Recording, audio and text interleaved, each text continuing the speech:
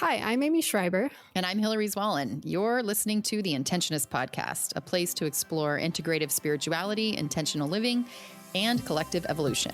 Our intention is to create a dialogue that inspires you to forge your own path with curiosity, creativity, and compassion. Thanks for being here. Hello, fellow Intentionists. It's episode 72 today, Celebrating Nature, Animal Communication with Kristen Houser. Aimee welcomes Kristen, who is an animal medium, to discuss her work in animal communication. She shares her process and journey and provides insights for accessing intuition, including immersion, learning for telepathy, pacing lessons from plants, and coping with doubts and community pushback. She talks about expanding the belief in what's possible and discusses the value of taking a celebratory approach to nature and what the animals can teach us about moving through times of crisis, which we so desperately need right now.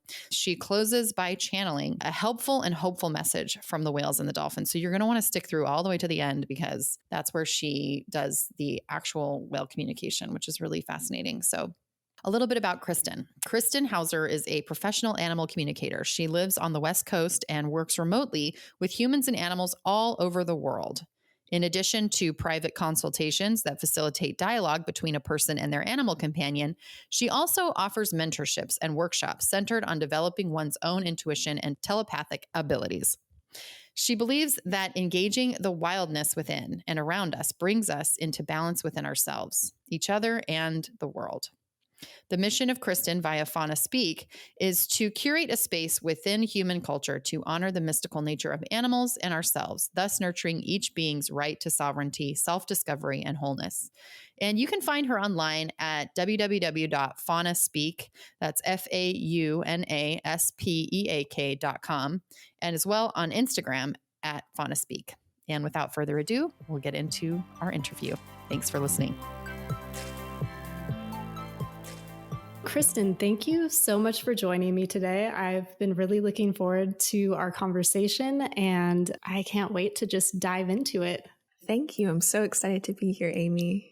So since the last time we talked, the world looks very different, and I'm sure it'll be different a week and a half from now when this is actually released. But I just want to start and dive right into learning about your journey into animal communication. So can you kind of describe the desire to do this and maybe the first experience? Talk to us about that. Definitely. Well, my journey began with the whales.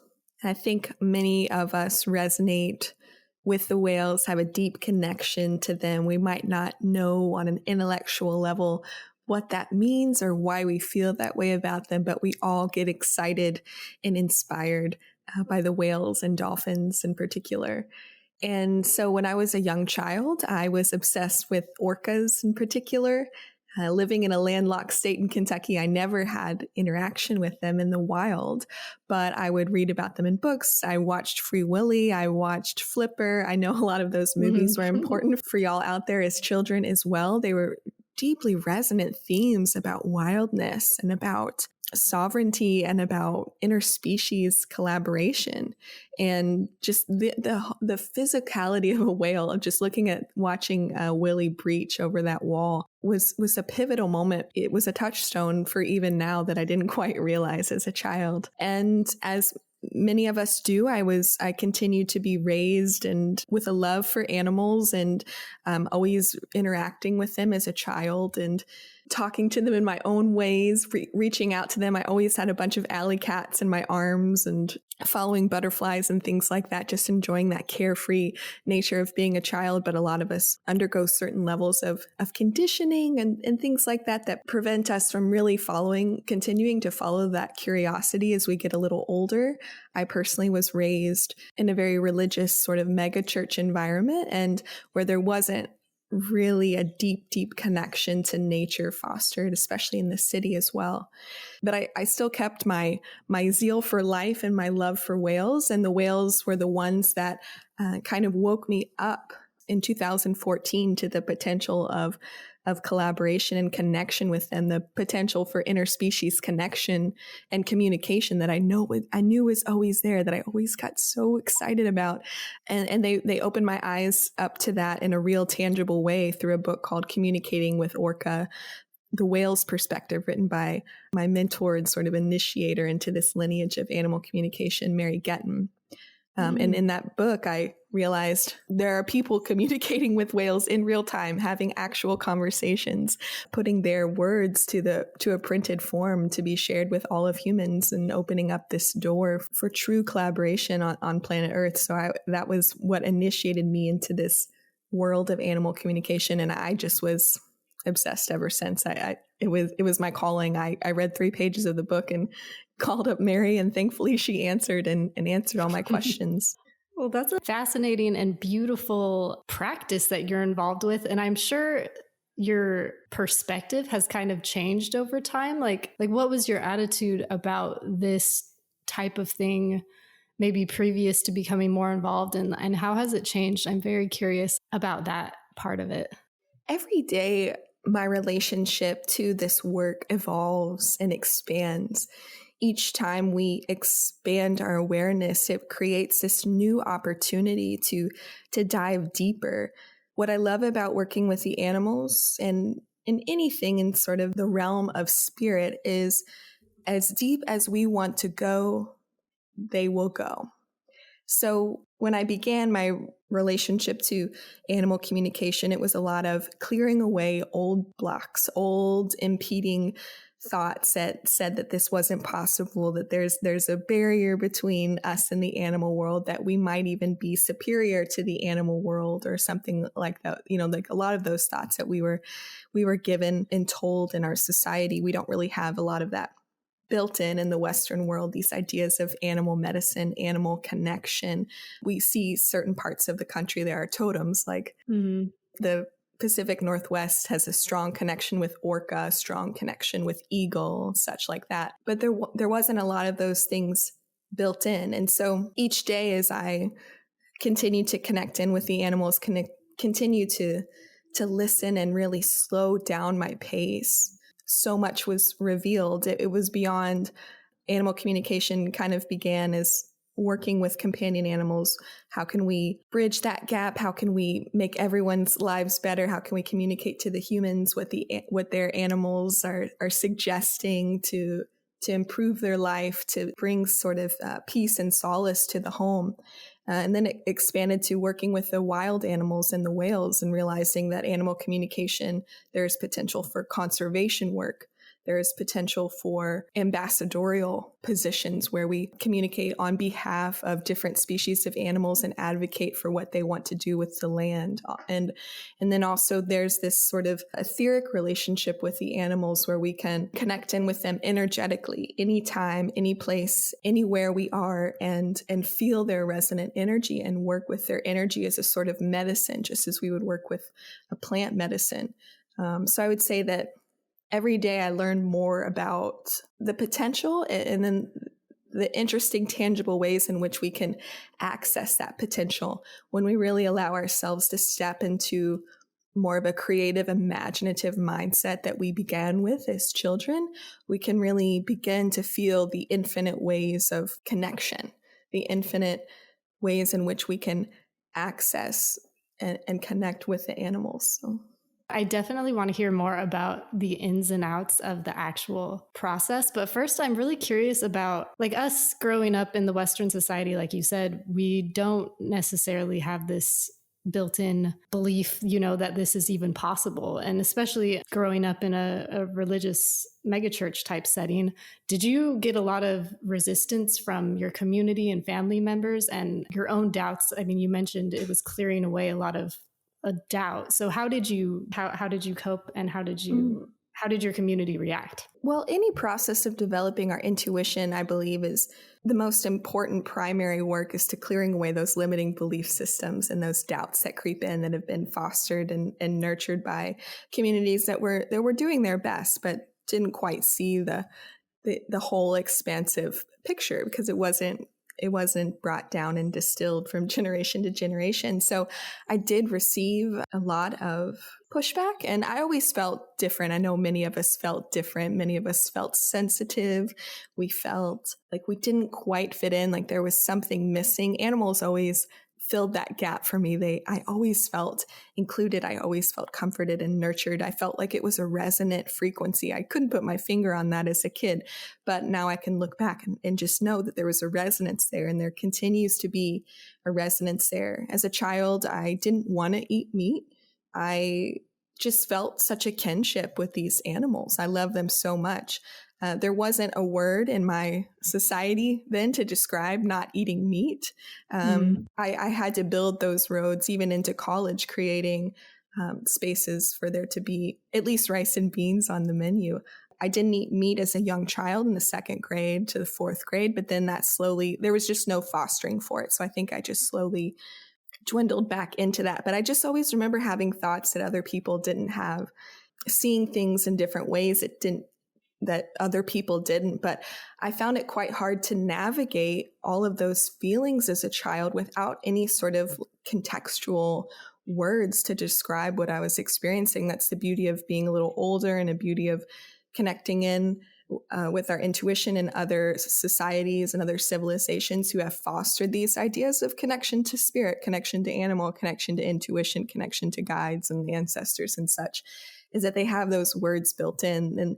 And so what we're doing right now is kind of creating these within our own unique modern society. We're building these foundations of what terms we can use to describe what we're experiencing and give context to all of that. If I had someone nurturing my abilities and nurturing and supporting the way I saw the world as a young kid, I don't think I would have lost touch with my abilities. I don't think I would have sort of suffocated different aspects of my telepathy or my imagination so I could kind of fit into the mold. But, I believe that's such an important part of the process. It made me a little upset for a while, a couple years of reckoning with my parents about all of that. But I realized that, they were just doing the best I can. And I came here to create inroads, so to speak, for the next generation and for subsequent peers who are ready to open up to these things, to remembering those things, those thoughts and feelings that they had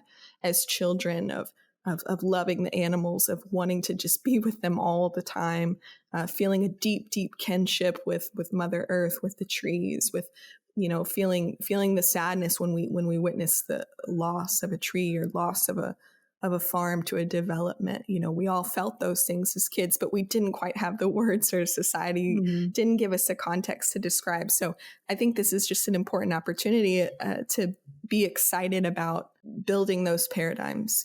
I'm over the mourning process.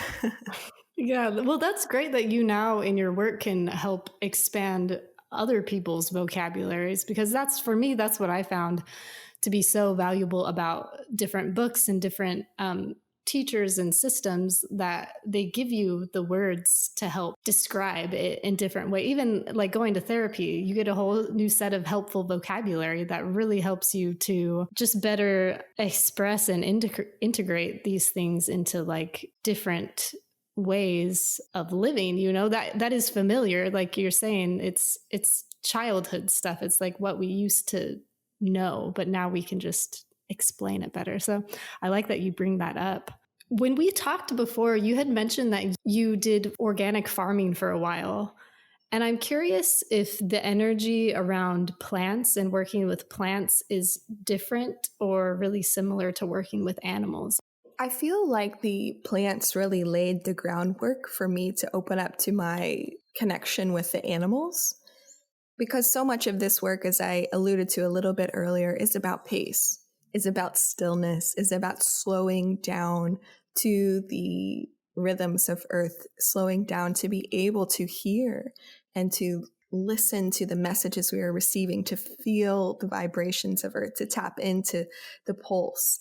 And so farming was a really great introduction into that for me with the plants. And I actually started farming quite early on after college. I got a degree in photojournalism and religious studies, and it was a really, really beautiful time. But I still felt like I had run into a lot of red tape and bureaucracy, like there was these limitations that I wanted to transcend. And I felt disenchanted at the end of that collegiate experience, even though it was so beautiful and enriching and important for me to do. I wanted to experience something tangible. I was longing for a real deep connection, and growing food was the only thing that made sense to me, especially in a world that's felt quite chaotic. And that's sort of a theme that is resonant even with us today of, wanting to connect with the land again, wanting to be able to take care of ourselves, to nurture and nourish our families in harmony with the land. And so plants have a beautiful way of imparting their wisdom in ways that we can't even quite intellectualize. When we're working with animals, they're mammals like ourselves. They have eyes and they breathe in the same way that we do. And so they're easier for us to connect into in a way. And we can see how we are similar. We're going through this earth experience in a physical body in a familiar way to each other. But with the plants, they're so unique from us. They're so ethereal in a way. They're almost like fairy-like in a sense. And so they teach in their own ways. And I feel like they communicate similarly. Once you learn to engage your intuition and you can learn how to connect in with the animals or plants, you realize that the voices are all really similar.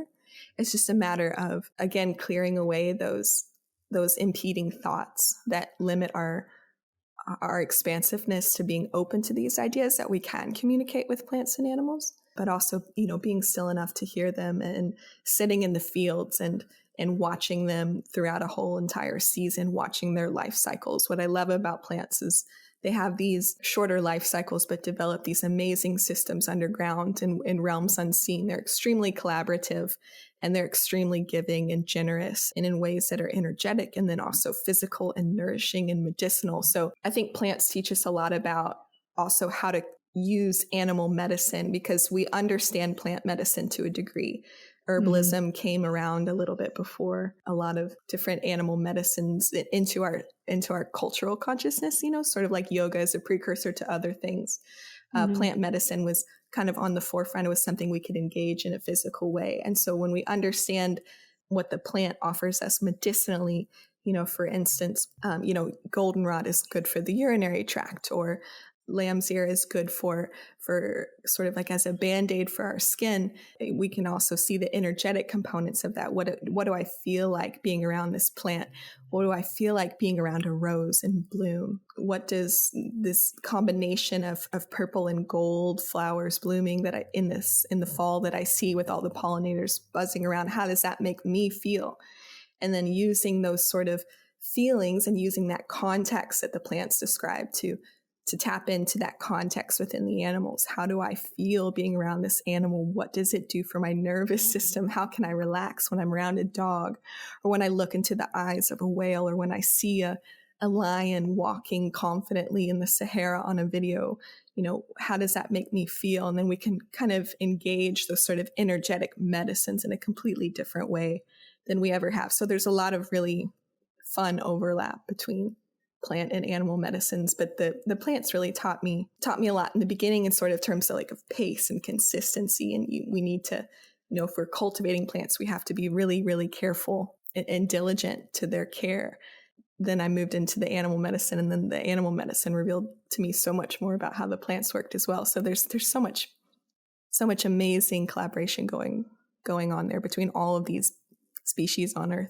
Yeah, because they're all related, especially if you're dealing in the realm of wild animals. They are all so beautifully together in their ecosystem. I like how you talked about using your emotions about them and your experience seeing them as this touch point to enter into your inner world and try to understand how it's affecting just your inner energy. I think that's a great way to think about it. I've been thinking actually a lot about food now that we are seeing such disruption in the normal supply chains, and just potentially thinking about okay, I mean, grocery stores I don't know how they are for you in Vancouver, but they've been quite bare, where I am down here in Washington. So it's led me to think about all the ways that we can turn back to nature to kind of get to know her again, as far as how can we grow our food, if the need arises. And I'm really interested in hearing what along those lines you think in general the animals have to offer about addressing all the energy that's swirling around right now, all the panic and the fear and the divisiveness, that what in general can you say about that? Well, I'd like to divide that into the wild animals relationship and then the domestic animals relationship, because we sort of oscillate between the two in terms of gleaning inspiration, and they have two different ways of operating. So I'll start with what the companion animals are teaching us, and then I'll move into the wild animals. So wonderful. The companion animals are offering such support in this time of unknown, this time of disruption. I like that word because we are being, our systems and our ways of being and our ways of doing things are literally coming to a halt, or we're coming to a fork in the road where we have to make different priorities and all that. And so the companion animals are really keeping us buoyant during this time. They are completely reliant on us, and they fall into the safety net of that every single day. They have no worries that we aren't going to be tending to their basic needs at any moment, because we have this beautiful, beautiful connection established. They are members of our family. They are working with us in ways that we can't even notice on the intellectual level. They are supporting us energetically, and they're connecting us with other aspects of Earth. If you have a cat in your home, they are working to dispel lower energies out, and their purrs are working within your own nervous system to balance you, to offer different frequencies. When they're dreaming and napping all day, they're doing these there's meditative exercises. They're keeping the frequency of the home buoyant. They're keeping us all inspired. These little behaviors that they're running around doing right now, they're keeping us on our toes and thinking differently. Our dogs are extremely loyal. Dogs are very mission based. So at a time like this, they know it's a call to action. They are ready at any moment to offer companionship, to move us out of the house, to go on a walk. They are ready to snuggle and curl in close if need be. They're tending to the children if you have those little ones running around at home. They're paying special attention to the energetics of the home. That's what they usually do, but now they're on high alert because they might not be engaged one-on-one with what's going on with us societally, but they feel that through us by proxy. And so they're doing whatever they can to balance the home, both dogs and cats, which are people's primary companion animals. I know there's many birds and turtles and fish around also doing similar work in their own unique ways. And so those companion animals are just reminding us to relax into this space, to enjoy this time, to find solace that we will always be provided for, that there's always another solution. There's always a different way of looking at things. Their main agenda right now is to just keep us grounded, to keep us aware, to keep us balanced, to keep us getting fresh air, clean water, and keeping us nourished. That's what they are interested in most days, and so they're making that our priority as well. In contrast, when we look to the wild animals, when we work with the wild animals, we're sort of moving into this place of infinite potential, infinite connection. There is so much that we have forgotten about Earth and how to connect in with her, how to harmonize, how to live and thrive here on planet Earth. What's beautiful about this time is that we're in such a time of peace. Like, we can all come out now and emerge into the forest, and we can emerge to the ocean, into the sea, and the rivers and the creeks or the pond, whatever sort of body of water is around you, and find solace that we are meant to be here on Earth, and we are protected here.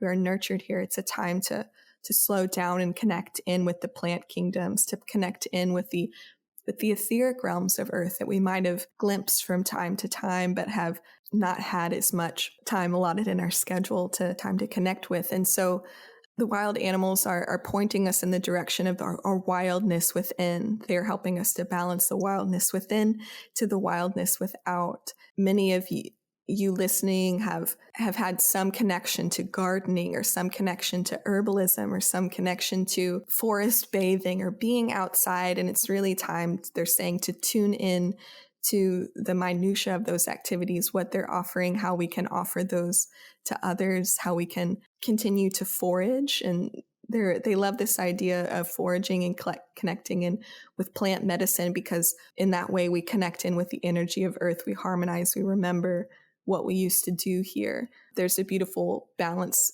field to be struck for humanity between cultivation and foraging, and doing it in a way in such that no societies are marginalized in the process, whether it be a tree society, an animal society, a human society, that there is enough.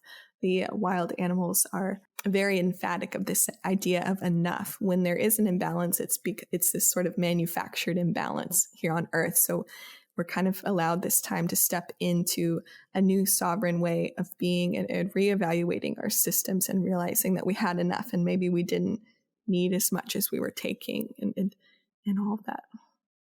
I love that you brought up that reminder that any scarcity that we perceive is manufactured and often marketed to us to like reinforce our belief that there isn't enough. So thank you for sharing that. And I also, I love that you brought up foraging too, because I just ordered 2 foraging books, because that's something we moved up here to Washington several years back, and that's been on my list ever since we've gotten up here. Like, I need to learn how to forage the forest. So I finally went and got those books, and I'm excited to learn about how to get wild food out of the forest.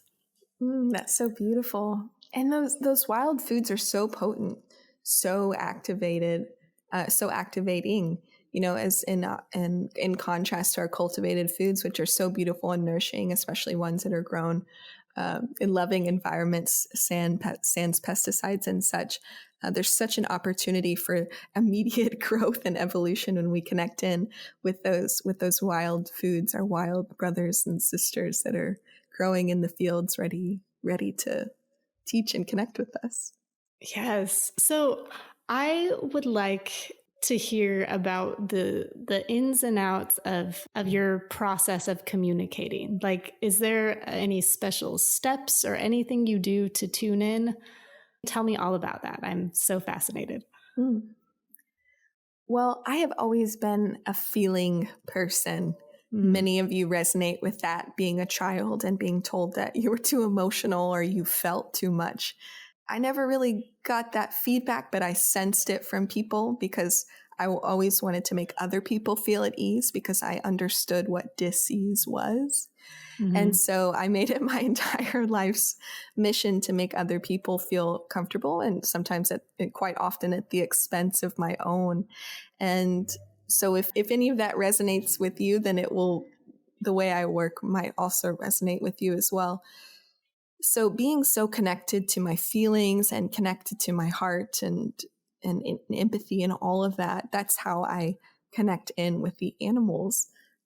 I always use a picture to connect in. It's not necessary, but I find that looking an animal in the eye is such a potent connective device, and it helps me tap right into their energy. I like to use the term energy signature, because that's how I can make those distinctions without having this opportunity to be with them in physical form. I do all of my work remotely. So I could be communicating with a dog in the Netherlands or a cat in Bosnia. It's all moot. It doesn't matter where they are, because we're all connected energetically, electrically, etherically, magnetically, all that sort of stuff. And so in that process, I feel what that animal feels.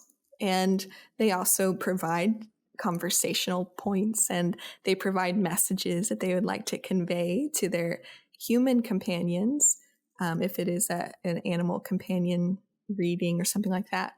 But it's really this process of acknowledgement, of acknowledging that animal at the higher expression, acknowledging ourselves at the higher expression, connecting in that way. We're sort of stepping out of our physical experiences while also paying homage to them simultaneously. So it's like it's a soul connection that is informing our physical experience. Many people get caught up in the minutia of the physical experience, so it's hard for them to step above and see it from a higher plane, see it from the soul's perspective, what these situations are teaching us, how we are informed by our experiences. And so, but in my work and in readings and such, I facilitate a two-way dialogue between a human and animal companions. And the implications of this are just infinite, but they can be used to address different issues of behavior, to address different bodily issues and things like that, to deepen our soul connections in general, and to prepare for different transitions. So there's so much opportunity there to connect and ultimately to find balance and harmony and a deeper appreciation and gratitude for each other. You know, it's the same thing for our different family members. When we see them in a different way, we see them for what they offer and how what we offer complements them, then we can all just get into a more celebratory spirit of all these different connections. We just live ultimately more in gratitude for them. And I think that's sort of the motif of what we're going to be experiencing as we ride the waves of what is currently happening in the world, is just an intense gratitude for all that we have. I love that you used the word celebratory, getting into a celebratory relationship of gratitude with not only the deeper, truer self of yourself, but of your family members and your animals and the wild animals and the earth at large.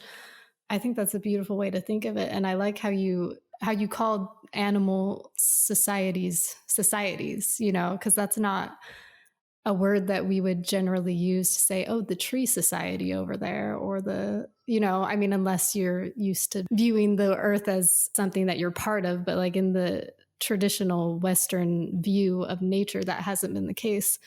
So other than that mind shift of viewing yourself as equals, you know, with animals and plants, like seeing them as their own societies that we can interact with, are there any other helpful intuitive practices that you would say would help someone who is interested in this type of connection? There is so much opportunity afforded to us and sort of progress of thought and progress of being in looking at all of Earth in a new way, through a new lens. I think we have an opportunity here to really step into a new relationship with Earth, a new way of being, a new way of listening. And they're not so novel. It's more of a remembering. We are remembering our faculties of intuition, of telepathy, of connection, of intuiting what food is good for us, what plants we want to collaborate with, what animals we want to engage with, and what the birds are telling us, what birdsong means. So I find that this whole process is rather interactive and contextual. Like the example that you gave of tree societies and all that sort of thing. Because of growing up in our Western world and the convenience of looking at humans as a sort of superior species, it's important to shift our whole vocabulary and all of our reference points to seeing us all as complementary, interconnected beings living in harmony on Earth. What I love about deeply connecting in with different plant and animal species is that they all are masters of alchemy, of technology, of living elegantly on Earth. One of my favorite animals that had taught me that so lovingly was pelican. I remember watching them fly over the waves and just holding their flight maybe 1 foot above the ocean, steady and beautiful and elegant. And then you also have this other contrast to pelican where they're loud and they're squawky and they have these giant mouths and these big gullets and they maintain, you know, fisheries and all that sort of thing. So when you really like break down a species and engage like who they are and the energy that they offer, what they offer this planet, the medicine, the more energetic medicine they offer, and then the physicality that they do also that keeps Earth in alignment, keeps all of the systems in balance, and you really get to paint like a much more expansive picture to engage with. When we think of the technology of pelican, their technology of flight, their technology to remain waterless, you know, the water just rolls off their back, their abilities to dive deep and despite all of these sort of pressures, those are things that we cannot do in our human bodies. Seeing that contrast sort of gets our mind thinking in different ways, opening up our abilities to perceive what is within our own potential. What if we had not had birds on this planet, would we have thought we could build planes? Right. So it's cool to pay homage where homage is due, and realize that many of the great thinkers were inspired by different animals at different times on Earth, from snail to pelican to, iguanas hanging upside down in trees with these amazing suction cups. So painting these different pictures allows us this opportunity to sort of step more into our imagination and more of that childlike sense of wonder. Children offer their own medicine, and they remind us of our intuition. I think each new child that is born onto the planet contains all this new DNA and almost like a software upgrade. That's why children are so important to older people, because they remind us of not just what we can do, but they bring all this new information to Earth to play with and to step into as well. When we have a tension between generations, and we're losing out on a whole lot there. It's important to not be dismissive of the new ways of doing things, and also paying homage to the old ways of doing things as well, and find joy in that alchemy. And again, in terms of intuition, I think it's incredibly important to be out in nature, to be, if you want to learn a language, what is the best way to do that? And it's immersion. So if you want to learn Spanish, go to Mexico and immerse yourself in the language and the people and the culture and the customs there. And then you're forced to do it, but because it's the only language there spoken. But then you also get all this amazing context to what that language means and how it feels to speak those words there. And so you can apply that same concept to telepathy. When you go into the forest, all of the main language there is telepathy. Everyone's communicating in different ways and in different frequencies and vibrations and feelings. So spend more time where telepathy is the main language. And that means outside of the city, outside of the home, where we are working with different technological things and stuff, and stepping outside of that to, breathe clean air and hear birdsong. And then also anything that we can do to silence the voices in our mind that are not supportive of that process, and honor them and thank them for their service. Thank you for your years of those limiting beliefs that you were telling me, but I'm ready to shed those things and move into a different space. Yeah, I like that you bring up the immersion aspect, but also how simple it seems. Like a lot of what you're talking about is just really carefully observing these things that are always all around us, but just like stopping, slowing down, how you were talking about earlier with the plants, but slowing down to observe how they interact in life. Like that is much of the medicine of them, is observing them and then gleaning the wisdom from how they live and trying to apply it to ourselves. Am I understanding that correctly? Yeah, I think everything is right beneath our nose.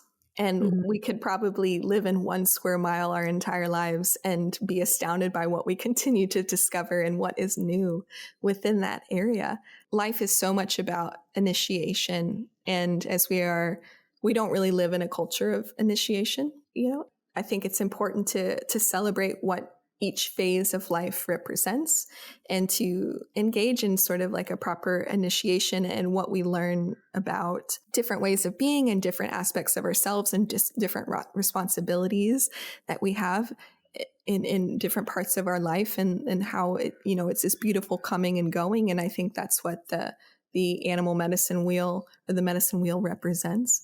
And it's important to keep observing, because in the observation, we realize there is abundance. In the observation, we realize there is life, there is potential, there is another way. When we have this really concrete view of the world and a concrete way of doing things, it's limiting. Everything that we need is, I believe, ready for us to receive, but it can't come in unless we create a sort of energetic opening for it to come into. If you believe that love isn't possible, it's really hard to bring it in, because that's sort of a dispelling energy. But participating in the energy of love brings in an abundance of love to you. So Yeah, I like that you brought up having a flexible mindset, and that is what makes, new insight possible when you're willing to let go of your previous limiting beliefs. And I remember you saying in one of the whale and dolphin circles that dolphins, one of their roles is to help us see and feel again, or something to that effect. And that really struck me because not only like the again like it's a remembering more than like a new way of learning, but also just the flexibility, like the internal mental emotional flexibility required to bounce back into that state, of openness, of heart openness, of compassion, when everything around us is trying to help us close, and we want to open. Yeah, I loved those words about the dolphins that you had said. And I know we're getting a little short on time, and I really want to hear what the whales have to say. If you could share a message specifically for this time, for this audience. I wanted to say to that, to your dolphin point, it's very lovely. And I think we all deserve a lot more credit for what we're doing. And we need to give ourselves more credit and continue to be in that celebratory energy, because what we are doing is huge. If we have more context to see what we're doing, we will give ourselves a lot more slack for all of this stuff that we are processing and integrating.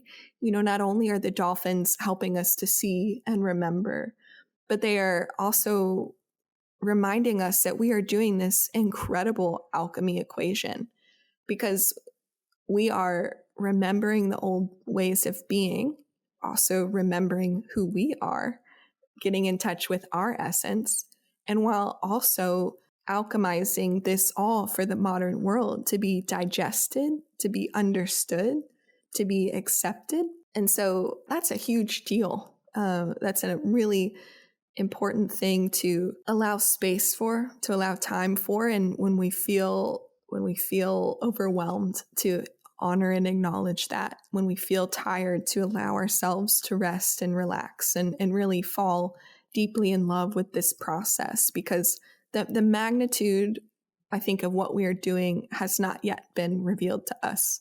And we get little glimpses of it and we have little rememberings. But we are really creating a new paradigm. And the more that we can celebrate that and participate and collaborate in that energy together, the stronger that it becomes, and the burden will be lifted a little bit more as we acknowledge all that we are doing to sort of clear these old ways of being, to clear out these old thoughts, these limiting belief systems, and sort of these karmic ties, so to speak, that have bound Earth for a very long while, that have bound our own societies and our own families. We are clearing out a lot in conjunction with the animals and the plants, and they are providing a foundation for us to do so. So it's a whole lot of reason to celebrate. Thank you for that perspective. That's like what I needed to hear, I think, right now. I think that you're using the word celebration again, and I think that is so important especially for a time like this, when we have cause to look around and see what can we celebrate and what should we be valuing and celebrating, that maybe we haven't previously had time or chosen to look at. So yeah, thank you so much for sharing that. Yeah, I know everyone fell in love with the Marie Kondo, like, you hold it in your hand and does it bring you joy, and that's sort of what we're doing with our time right now, is we are prioritizing what brings us joy. We really have this opportunity here to sort of rebuild an entire energetic infrastructure, even if we don't have the opportunity to participate in the physical infrastructures that are happening. Right. we are creating a new infrastructure of energy, a new infrastructure of thought, a new infrastructure of communication and collaboration and community.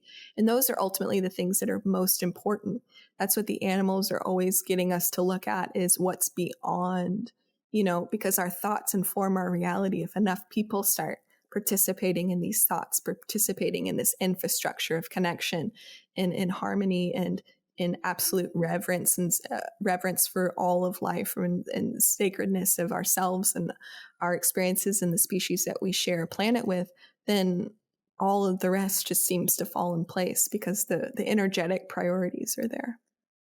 Absolutely. Yeah, that's great, especially to see all of our systems, the economic systems, the healthcare systems, everything is experiencing a breakdown right now. And that's a good reminder for us personally, like, while, yeah, we're not the people at the top making the systems up, but we can lay the groundwork for the energetic systems and the relating between humans, like the human to human and human to animal and nature interaction. Like, that's what we can do right now. Yeah, I think with everything in our environment, like I talked about earlier, everything that we need is right under our nose. We just realize a different relationship to it, and when looking at these scary things like the encroachingness of technology or 5G, all that sort of stuff that strikes fear too, because there are repercussions in the physical world for implementing those things and for integrating more technology into our lives and also letting go of different sorts of privacies and such. Mm-hmm. We can relate to those things in like one or two ways, and that's love and connection, or fear and allowing that to sort of settle into our bodies and carry as we carry it with us. And I think many of us right now are choosing to use all of this infrastructure in a loving way, to use it in a collaborative and communicative way. And while it albeit might not be perfect right now, we're moving into that space where the technologies that we create are in more harmony with our bodies and with our earth, and they connect us in better with the energetic grids of earth, and where we learn to lovingly harvest the energy of earth without making any sort of blunders in the process, as we have been doing for a while here now. Yes. So I think there's so much opportunity here to take heart, and it's really a scary time, but that's okay, because this time is meant to bring all of our fears to the surface. I know many of you have, many of you are on the path to opening up your awareness and stepping into the trueness of who you are. So you are used to this idea of looking your fears in the face and journeying on the shadow path, and to find your true essence. And the longer you do that, the more comfortable you feel with the process. And you realize all of the allies you have along the way, jaguar walking with you as a shadow companion, all the medicines of animals that we might have a tendency to fear, like snake or shark or jaguar, even the big cats, the wolves, the leadership and loyalty medicines. So realizing that all the things that we have that incite the most fear in us are really showing us an opportunity to transcend that fear and to step into an entirely new way of being. And again, alluding to that celebratory nature, when we realize what we're doing, we're realizing we're going through these initiations, we're going through these processes together to create a new world and new way of being, that we can really find a little bit more joy in the process and seeing it from a higher perspective, as opposed to the minutia of day to day that can be quite unsettling.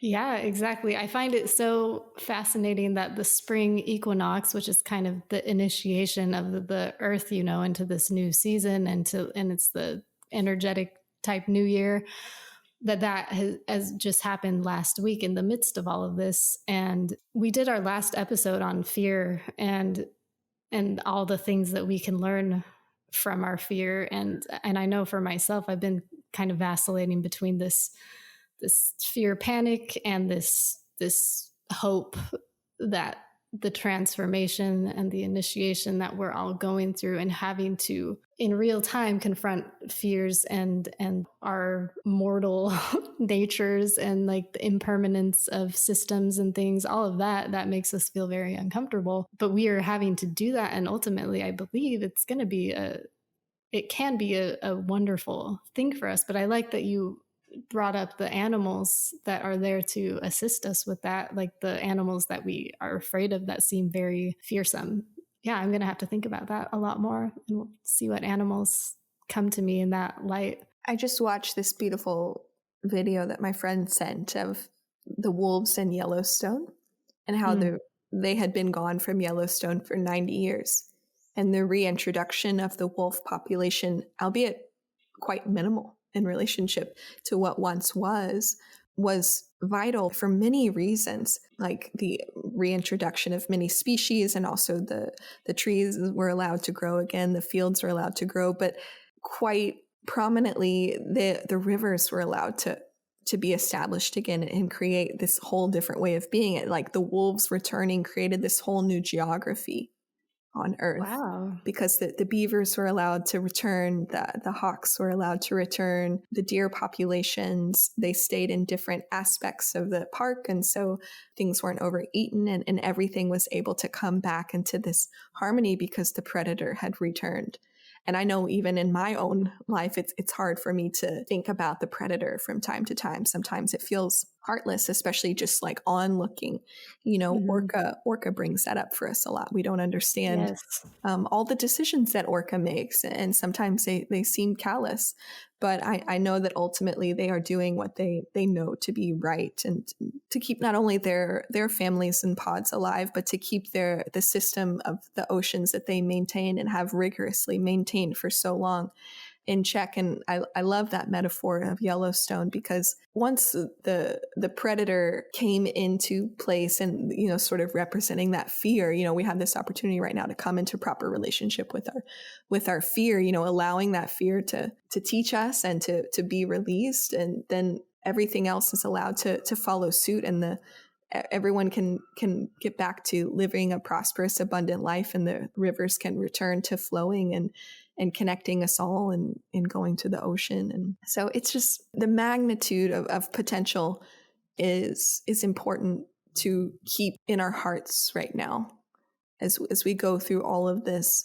And it feels like rug upon rug upon rug upon rug. It keeps getting pulled out from under our feet to remember the magnitude of potential and carry that close in our hearts and carry it cupped in our hands in front of us as we would a beautiful little baby bird that we are returning to its nest. I know it will resonate within many of your hearts that's something that you came here to do, or that you feel is right. So anything that we can do right now to stay in those frequencies of joy and love and celebration at this point will just expedite the process of order being restored, I think, to our civilizations, our human civilizations in particular, and then subsequently the animal ones who are every day impacted by all of our sorts of imbalances. Yes, absolutely. That's great. I love that a metaphor, not only of the predator, but of the baby bird.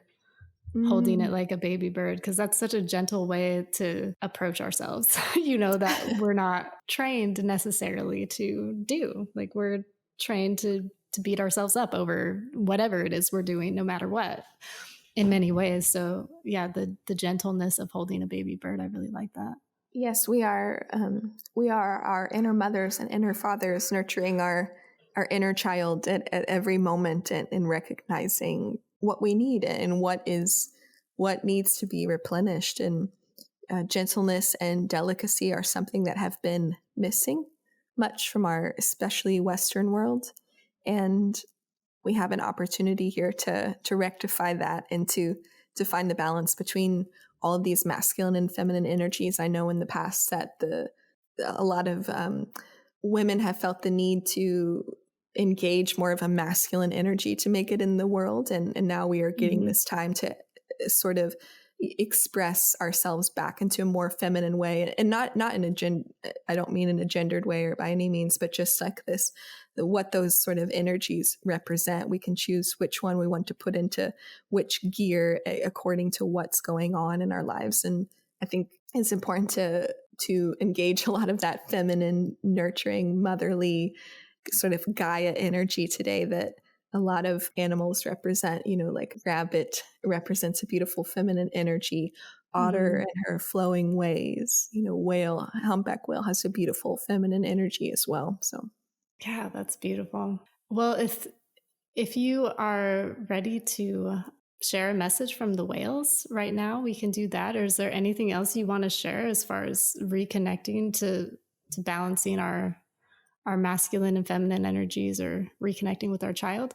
Yeah, I'll say one last encapsulating thought about this time and what is afforded to us here. And I think it is a great opportunity for us to really sink into trust, to really find what resonates with us and what is in harmony with ourselves, our families, our communities, and all that we share space with in this world.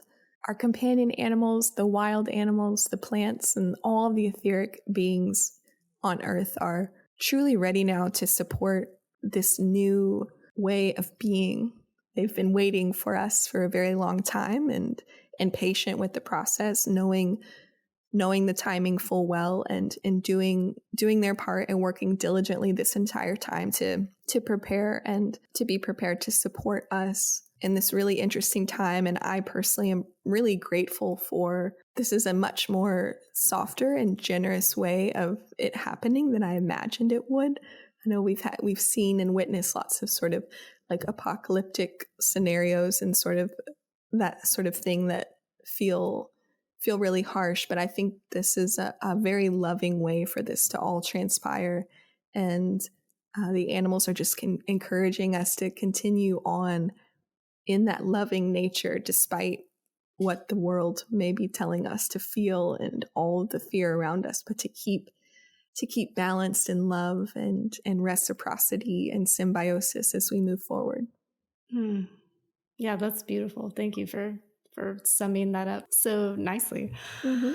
Okay, and then, so as I said before, I'm really connected to the whales and dolphins, and I offer a monthly time to connect in with them, and they are always informing my work and inspiring me to dive deeper in different ways and to fully embrace my humanness and also my cosmic nature as well, and how those two things interplay to be distilled here into an amazing and an infinite earthly experience. And so I'm going to bring through the messages from the whales and dolphins at this time to, they want to offer us some practical advice, some tangible ways of navigating while also holding our energies close to them.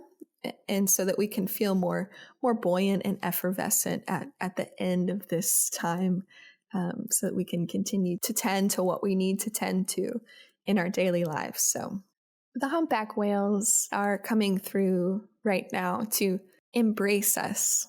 Might help to visualize their beautiful pectoral flippers encircling you in this warm hug.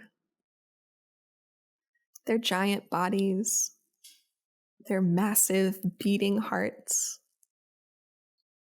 You can connect to their heartbeat in this moment. Their heartbeat is connected to the heartbeat of Earth, to the resonance of Gaia. They are saying today that human civilization is greatly impacted, but not for the worse or the better. Great change requires great change. Some things are forced to come to a halt. Priorities are being reevaluated. Systems are being examined. And truth is coming to light. More truths will continue to come to light in your own personal life. Listen to your inner truths above the truths that you hear syndicated. It is important to tune in and listen more than ever to your inner voice, to your higher self, to the wisdom of the trees and plants, elemental kingdoms, and animal kingdoms.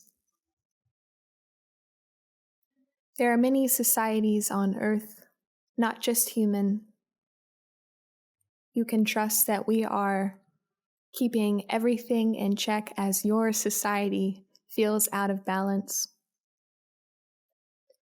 Look to the mountains, look to the sea, look to the wind, and remember the foundation that they continue to hold for you and will continue to hold. The grumblings of society and Earth are just reminders prompts to remember why you came here and what is important. Cling to your families at this time. Cling to what you love and what brings you joy. If it fractures your energy, turn away and find what does not. This is a time to feel whole and balanced. It is a time to stay in the higher frequencies as you are moving density through your body, as you are purging fear and eliminating limiting belief systems and limiting structures that were preventing you from being you, preventing your family from flourishing, blocking abundance, blocking love. It will take time for the dust to settle, but take heart. You will be more and more inspired with each passing day. You still have all of the resources available to you that you need. Continue to learn about resources that you weren't seeking, like ones from the plants, like animal medicine, the medicine of children, connection with each other, and always the frequency of love. This is a time of remembering. This is not the first time on earth where there has been a fear or a lack or an ending. But tune into the energy of blooming plants to be reminded of phases, that this is a period of contraction so that you may soon expand into a wider and more colorful bloom than you could have ever imagined. Imagine the world that you want to live in while you feel that this one may be falling apart. It is not falling apart. It is just restructuring. You are not capable of destroying Earth. You are only capable of limiting yourself and your impact. So keep wide, open eyes. Keep an expansive heart. Look for ways to give and share. Connect in with your inner voice, your inner child, and listen to the promptings of them. You will find solace there. Tune out what doesn't serve you, but seek information when need be. You are both blessed and cursed by the information available to you, but that is not a reason to diminish your intuition and the inner promptings of your soul.